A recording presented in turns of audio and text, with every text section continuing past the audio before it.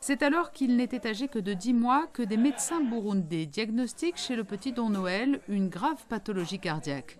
Son dossier est immédiatement transmis à l'AMAD Burundi qui décide d'alerter le Monaco Collectif Humanitaire. Ce regroupement d'associations monégasques, créé il y a plus de 3 ans, permet de soigner en principauté des enfants qui ne peuvent pas être pris en charge dans leur pays d'origine. Très rapidement, le petit Don Noël a donc pu être transféré en principauté et le cours de sa vie a radicalement changé. C'était difficile, mais on a gardé l'espoir parce que nous savions qu'il était bien encadré. Il est bon. Et aussi, nous avons confiance aux médecins. Ils sont très forts. En tout cas, ils savent leur métier, plus que chez nous. Pour nous, il était mort. La chance de lui amener à Monaco, c'était la vie qui revient pour la famille et pour l'enfant. Don Noël a bénéficié d'une vaste chaîne de solidarité. Sa famille ne pouvant être à ses côtés pour des raisons budgétaires, il a été pris en charge par des accompagnants d'Aviation sans frontières.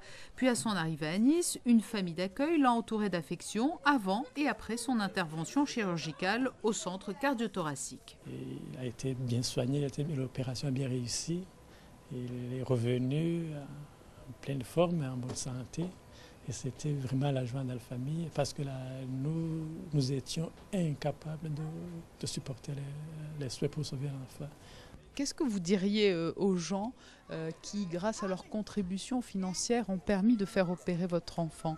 Quel appel vous leur lanceriez? La première chose, c'est de les remercier vivement parce qu'ils ont sauvé notre enfant. L'enfant a retrouvé sa vie grâce à eux et nous les recommandons de faire tout ce qui est possible pour continuer ce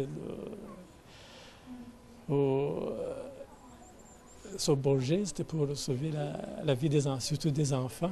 Poursuivre cet élan de générosité, c'est tout l'enjeu des semaines et des mois qui viennent, puisque toutes les sommes récoltées par le Monaco Collectif Humanitaire seront épuisées à la fin de l'année. Et l'idée est également d'ajouter un volet éducatif à ce projet. C'était une grande joie d'avoir partagé ces moments avec la famille du petit Don Noël. C'est vrai qu'on arrive là à la première phase du Monaco Collectif Humanitaire par la prise en charge de plus de 130 enfants à Monaco, en principauté. Et ce petit Don Noël, il illustre bien, je pense, toute cette chaîne de solidarité. Alors, à titre personnel, c'est aussi une évocation beaucoup d'émotions, car le petit Don Noël revient de loin. C'était un petit garçon qui était condamné.